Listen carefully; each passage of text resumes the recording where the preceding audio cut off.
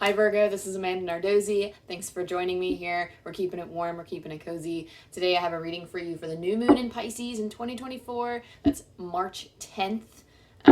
So this is going to be, the energy is going to be the most prominent around the new moon in Pisces.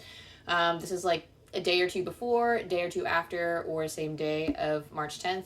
And then this energy is going to be worked through for the next 2 weeks. So that's the intent of this reading. If you're a cyclic being like I am, I check in with myself every new and full moon, and that's what this reading is intended for. So whether you are a Virgo sun, moon, rising, or however you connect with the Virgo energy in your chart, welcome. I'm going to start with a Celtic cross. We're going to see what we're dealing with here. I'm going to roll some astro dice so I can zone into a particular point in your life or a particular area of your life, and then we'll pull some oracle cards, roll some dice, and then I'll send you on your way.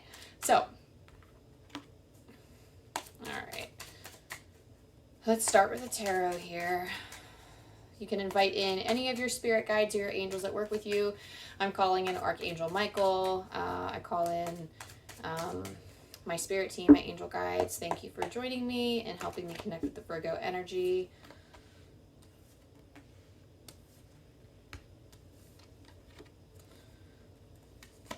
I think you're helping me connect with love.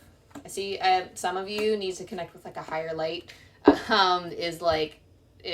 That like they're specifically, those are like the exact words of like connecting with an energy or vibration that's a little bit higher, so you can work with a little bit more magic. So if you felt a little bit lacking in magic, that could be just your vibe, but some of you also focusing and getting in meditations on unconditional love can help you connect with that loving energy, because it's offering grace, it's offering unconditional love to yourself and to others. That's the vibration that spirit guides, angels, that's the vibration that they work on. There are two different entities. I find that the energies that I engage with angels are different than spirit guides, but getting to like that unconditional loving space is going to help you hear the voice of your soul more clearly and help you gain a little bit more direction. So we got your spread here, and your astro dice. We have Sagittarius, 12th house, and we have Mars. All right, let me sit with this for a second.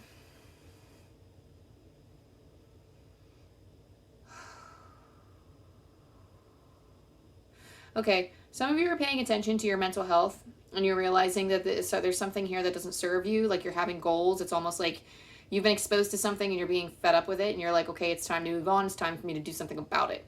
With your astro dice, we have Mars, Sagittarius, in the 12th house. Mars is a very action-oriented energy. It is very passionate. It can be very angry, but it's just a big bottle of, like, I don't know, I see Mars as like a grenade sometimes, where you just throw it and it explodes. That's the kind of energy I feel like we're working with right now. Sagittarius is a specific aim, direction, goal, ambition. It talks about philosophy and higher education, but this is bringing the energy specifically in regards to Mars. Sagittarius, like, especially because Mars is kind of like, reminds me of an arrow because it's got a little arrow on it. Sagittarius also has an arrow on the astro dice. That's like the symbol is the arrow because it's for the archer. So I feel like there's like an action, like a direction with your action. The strong, passionate action has a direction, it has a goal, it's an ambition, and specifically it falls in your 12th house. This is this house of immense healing, but also tragedy. This is the house basically where we wallow in our depression, where this is the house that we heal from a lot of our past. Like, there's just so much potential for this 12th house, and it's recognizing the duality of this house. So understanding like the darker parts of life, and then bringing or shedding light onto those areas of our lives. So this is why specifically there's something in your life that's not working. There's something that's not vibing with you, or it's been causing you to feel very run down, in a rough state. It's but you're wanting to take like a direction to help bring some light to these areas. So whether it's self-growth, whether it's getting out of like a dead-end job that really just drains the life out of you, whether it's a plan for that, or whether it's finding yourself in a situation or relationship that you're like, I can't deal with this anymore, I need to leave, or I need to have a better direction or a better way to navigate this. This is the energy that we're talking about. So in the situation, in your Celtic cross, I'm just going to fly through it here, we have the 8 of Cups. So the 8 of Cups is leaving something behind, something that you've emotionally invested in. And again, there's like that feeling of I invested too much, I put too much of myself into this particular scenario, relationship, person, project, whatever, and I need to walk away from it because it's spirit's like you're coming back to yourself, you're remembering who you are, and you're remembering I don't have to put up with this. Like I don't have to deal with this. I just heard I'm hearing it's a load of bullshit and I'm done. So some of you, Virgo, are walking away from it. You're like, I'm done with this. Whatever the case may be. Your challenge here, you have the Emperor crossing over the Eight of Cups. So the Emperor is about our state of control. So this is a situation where you feel like you don't have a lot of control. So it's almost like instead of trying to control a situation that's out of your control, if the situation is draining you, it's almost like you're saying, you know what? This is beyond my control. And it's almost like you're meeting this challenge head on. I feel like in the past you've tried to get a firm grip, or you've tried to control things. You've tried to get a firm grip on the situation. You've tried to control things that were out of your control. It's almost like people's other behavior dictated how your day was going to go. If this is like a work situation, I feel like that was the case, or it's just work that does not light you up. And it's almost like you were trying very hard in different ways to make yourself passionate or like the job that you were doing or something. And then it just didn't work out that way because you're just not interested.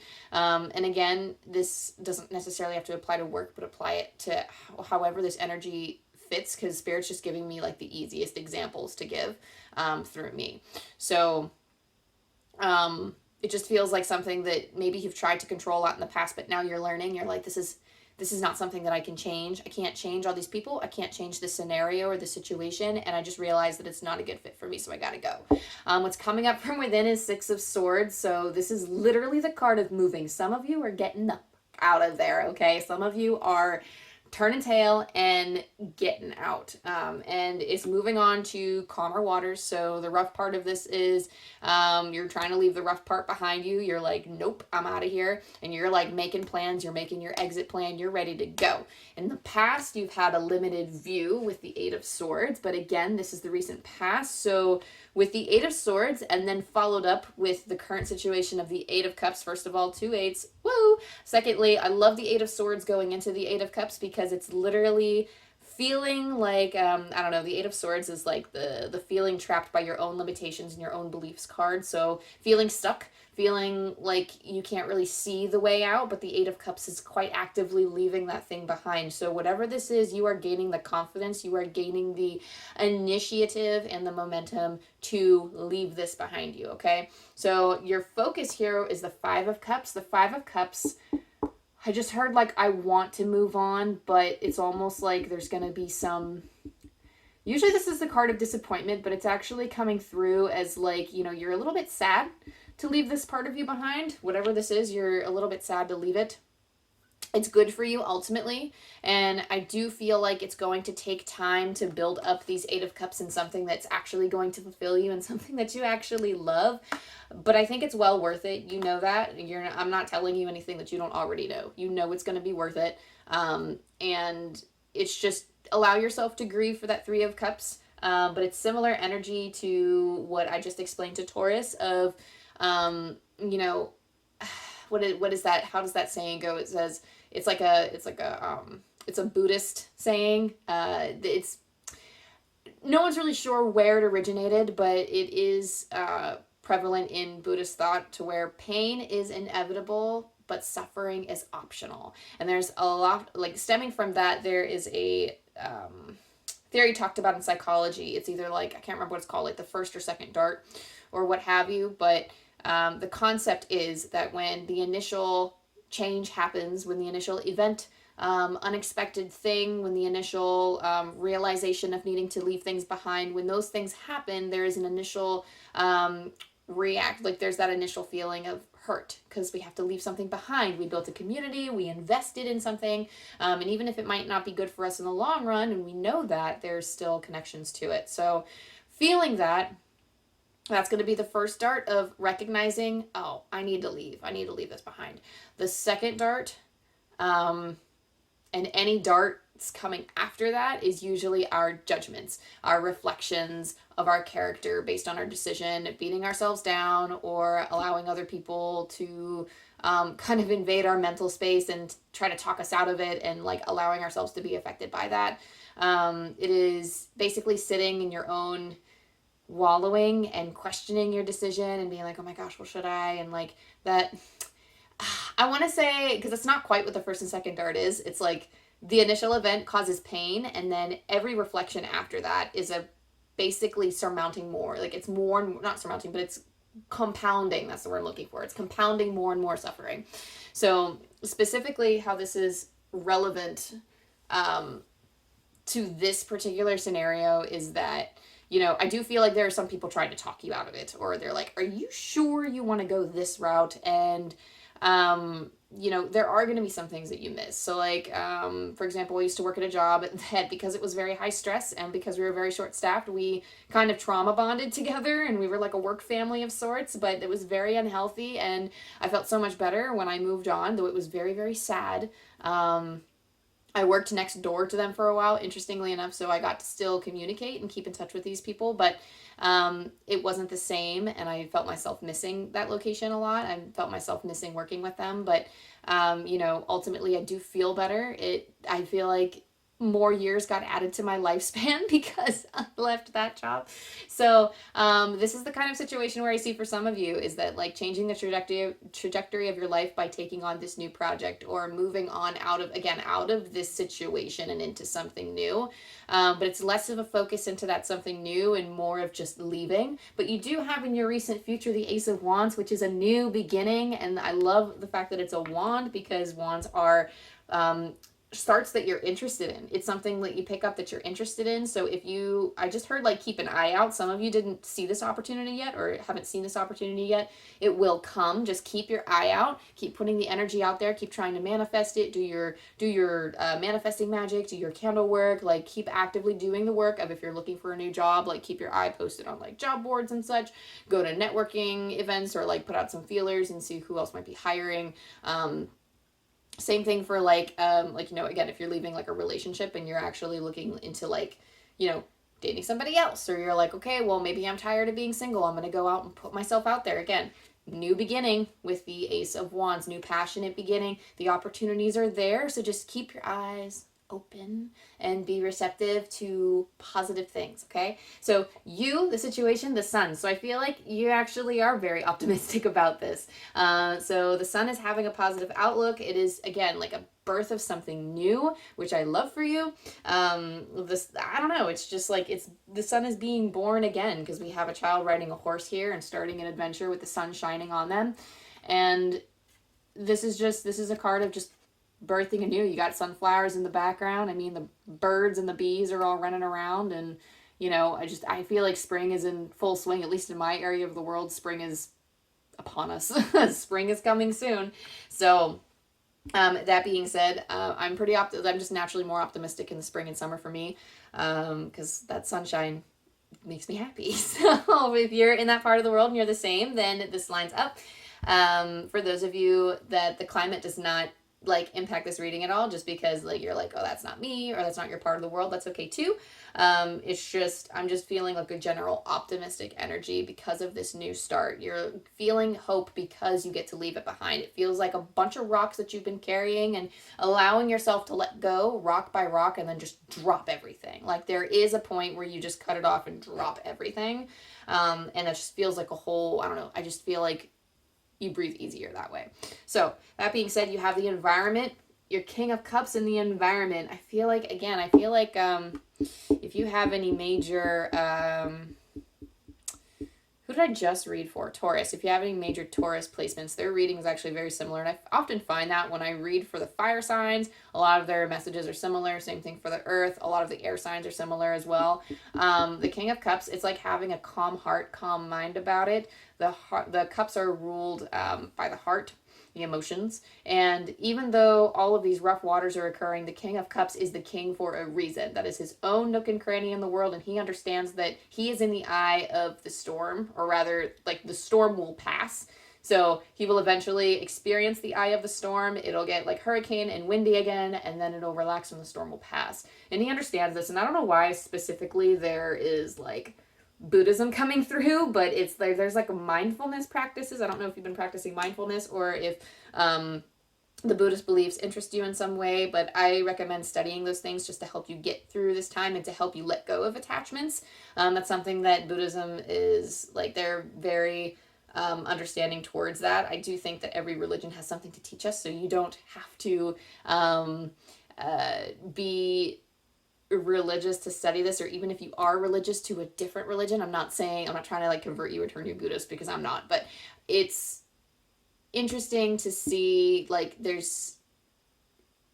feel a lot of peace for a reason, and it's because of their practices. And this is just a very useful mindfulness practice to get into, is understanding that the storm will pass, and just kind of adapting that attitude or adopting that attitude for yourself.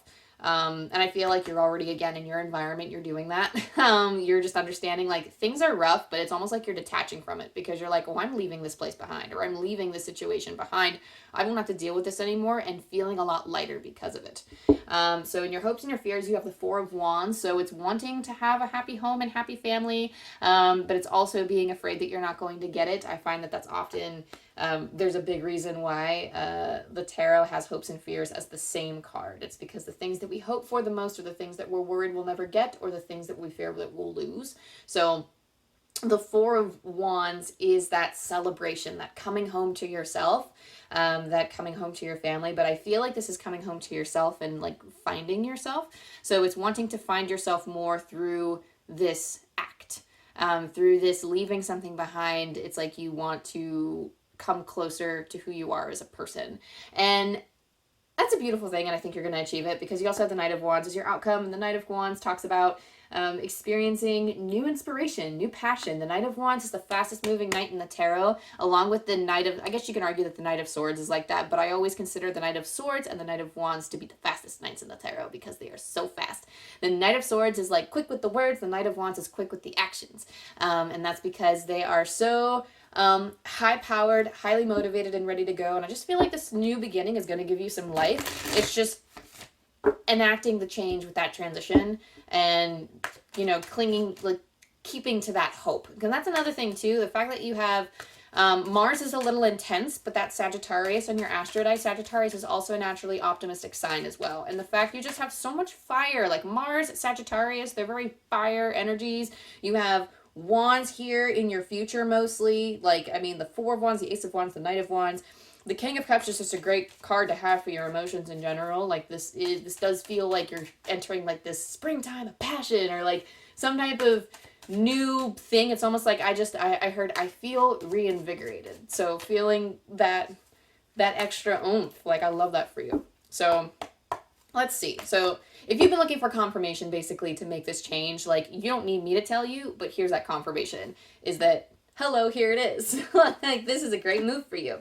Oh, yay. Okay. So we have community. So community talks about bringing your people together, meeting your soul tribe, bringing your soul tribe together. If you feel like you haven't met them yet, this is a good time to explore and reach out to people who could be a part of your community, or making this move into transitioning into something new can help connect you more with your soul tribe and your community, or help you feel like you have a better sense of community somewhere else. I do feel like this is more of a theme of community than it is actually finding them, but it's more of like acknowledging that the community you were in, or the area that whatever this Eight of Cups investment was, realizing that that is not the community for you. And when you realize something is not for you, that's always amazing. I know we just want to go, ugh, and we get frustrated because sometimes we think that these energies that are with us, like, it's our community at the time, but then it's our community, it's right for us at the time, but then we grow out of it, we change as people, and we're on a different path than others. And, you know, the older we get, the more we change, and, you know, just we experience new things, and then we're like, okay, well, this just doesn't suit me anymore, and that's okay. Finding out that things don't work for us anymore just means that we now know what doesn't work for us, and we can start making moves towards the things that do work for us. Okay. We also have no place like home, and this is why I went, oh, because you have the happy home, happy family with the Four of Wands. So again, coming home to yourself. So I love that we have no place like home. It's being comfortable in your own skin. It's moving into a space where you're not going to allow anybody to tell you how to dictate your life, how to run your day, how to no, you're just not going to let people beat you down. I don't know. I just can't help but feel like there was just a lot of external pressure to be a certain way, because you're growing out of that now. You're out of that phase and you're like, okay, I'm moving on to something else. And it's almost like it felt very stifling with this Eight of Swords, definitely. And maybe you felt that there was no way out. But now that you're not struggling as much, and it's like, okay, well now, like mentally, you're not in that place of feeling stuck. You're feeling more like, I can leave this behind. It takes a lot of courage, and I know I got to be ballsy. I got to be gutsy. But you know what? I'm going to go through with it because I know what's better for me. And you're getting hope. So this is where I would say it's very important to ingest the type of, invest that, like, be careful of what you consume. Basically ingest like the podcasts and the videos, and like if you doom scroll or whatever, make sure it's content that motivates you. Make sure it's content that speaks to your soul and makes you feel like your best self. Okay, so make sure that any type of external stimuli that you are ingesting is helping fuel you towards making this change, helping you feel empowered, helping you move towards this better future for yourself.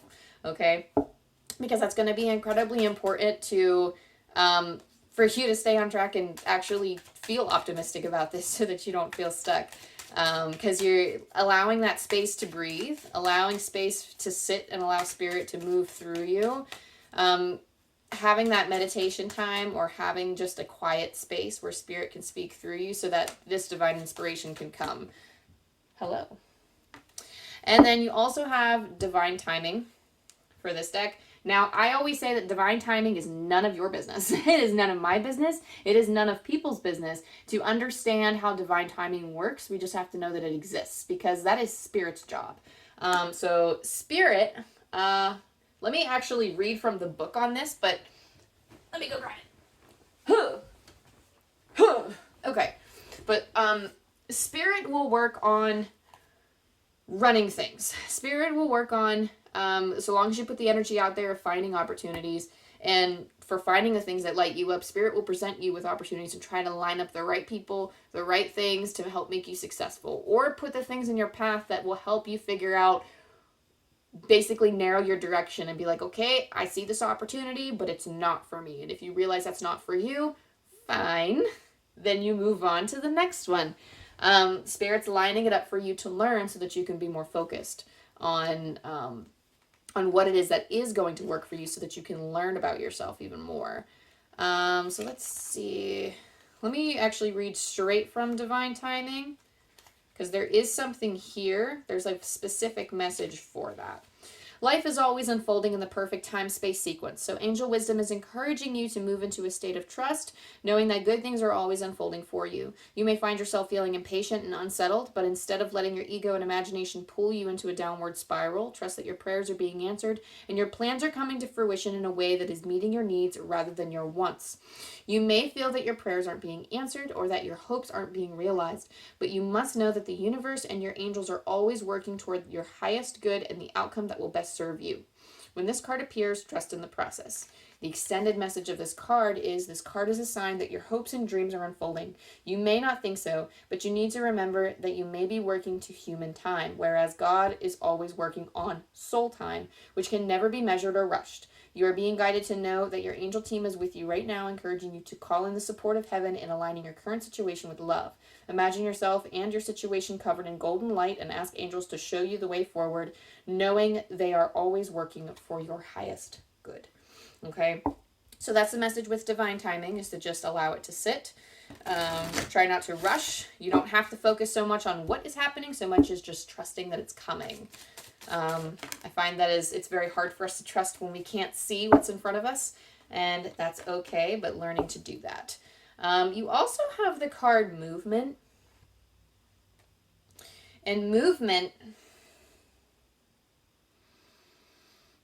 again, I don't know, it's giving that Six of Swords energy from what's coming up from within, of just wanting to put forth the action to keep it moving and keep it rolling. And again, not quite knowing where you're going with this card. When I'm channeling movement, I see a general idea, but not knowing exactly how you're going to do something yet. Or you have an idea of what's next, but you're not exactly sure. Like, it's not cemented in stone. And you're like, okay, well, plans might change, but I'm thinking about doing this. I'm putting forth the energy and effort to do this.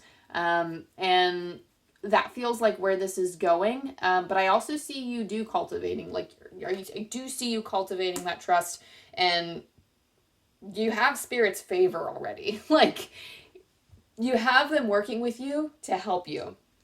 So I feel like they're trying to guide you and help make your terrain a little bit easier. But I don't know. We're getting to that point in the reading where Spirit's like, I said what I said and I meant it. So actively moving from one place to another, and that's where your focus is. That's because, like, when I pull from Enchanted map, the energy sits in, with this particular card, it's, you know, what is your next course of action?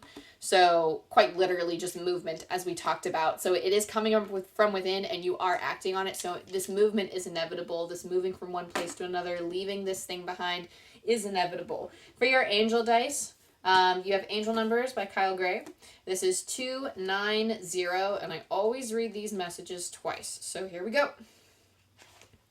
Take charge and lead by example. God is walking with you. One more time. Take charge and lead by example. God is walking with you. So, that being said, that is your message. Thank you so much, Virgo, for checking in with me and checking in with the energy. If this resonated with you in any way, go ahead and like and subscribe and all of the things. That way you can keep up to date with my channel. I will post with every new moon and every full moon for all of the signs, and also do collective readings in between. And that way you can also keep up to date with any other things that I have going on in the background. So that being said, I love you, I love you, I love you, and I'll see you next time. Bye.